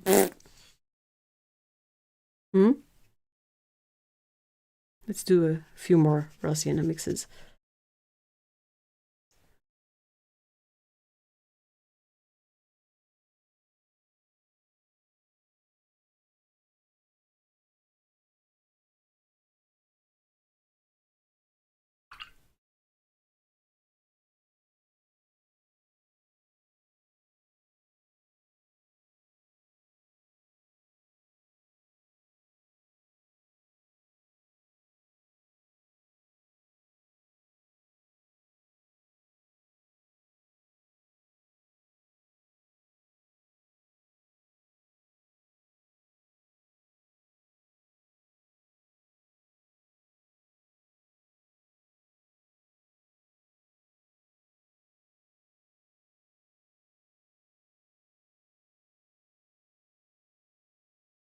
What about black and raw sienna?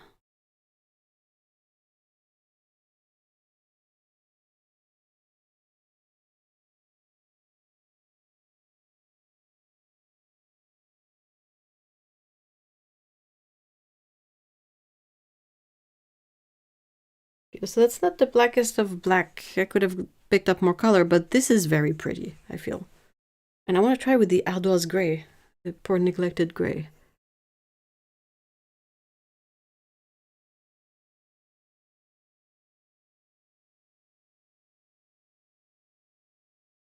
It is much weaker, but hopefully.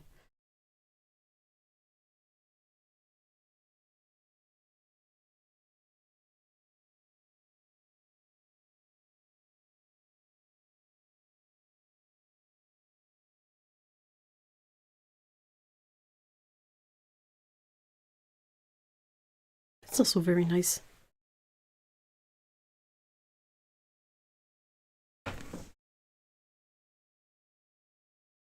Thank you. I have there the Sazo Scarlet, but not the permanent. Both lovely. We are slow sienna.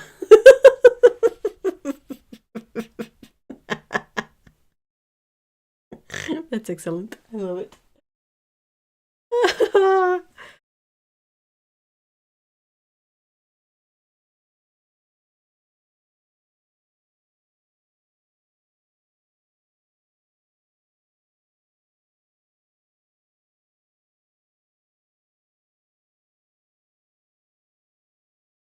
So I'm gonna take a look at the other mixes we made.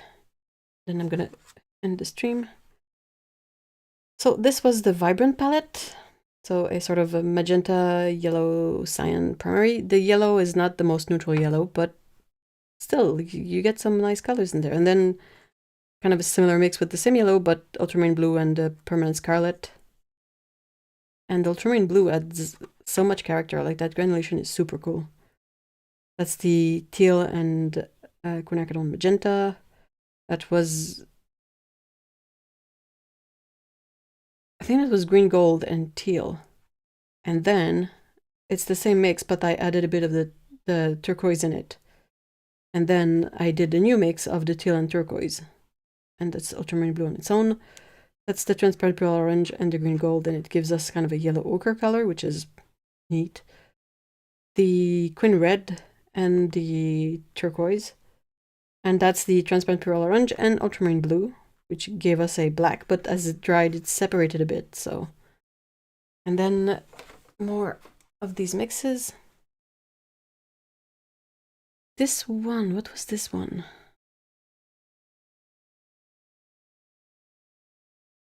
I think this one was the permanent scarlet with the manganese.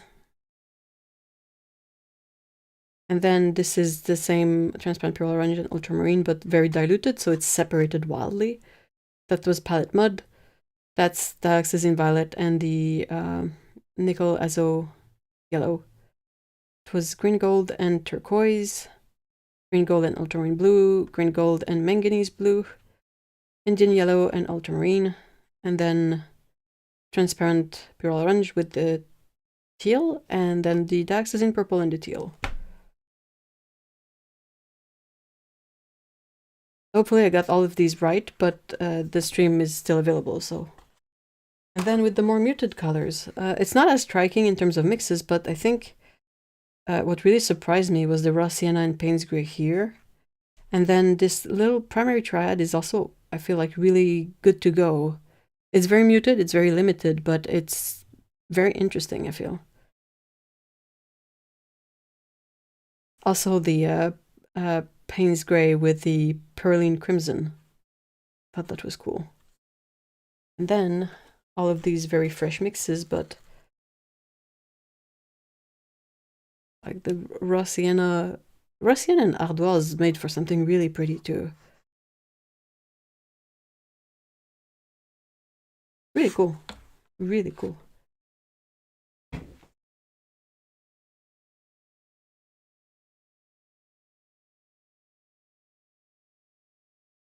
Rising up towards us.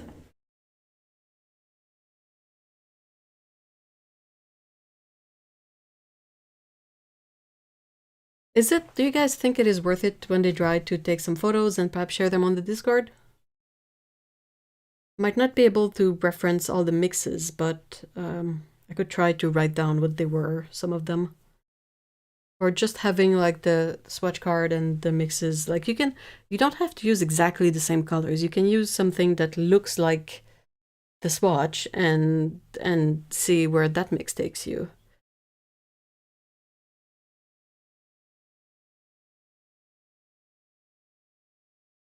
I may have mentioned this before, but I love mixing any brand's Gansai ultramarine with other colors since really Gansai.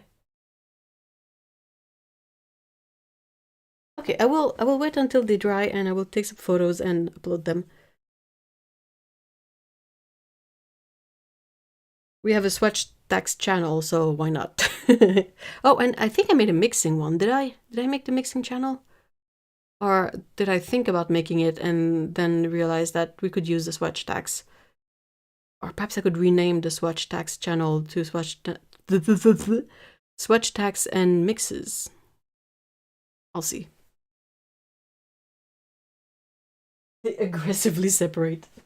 That's awesome. Well, thank you so much, guys, for being here today. It was fun to explore these mixes with you guys because I think we found quite a few surprising ones in there, and that's always good knowledge, I feel. So yeah, there should be a live stream this Saturday if everything goes well. So I will see you guys possibly then. And until Saturday, there's a Discord server. You know where to find me. I hope you have a good rest of your day and rest of your week. And see you guys soon. Bye bye.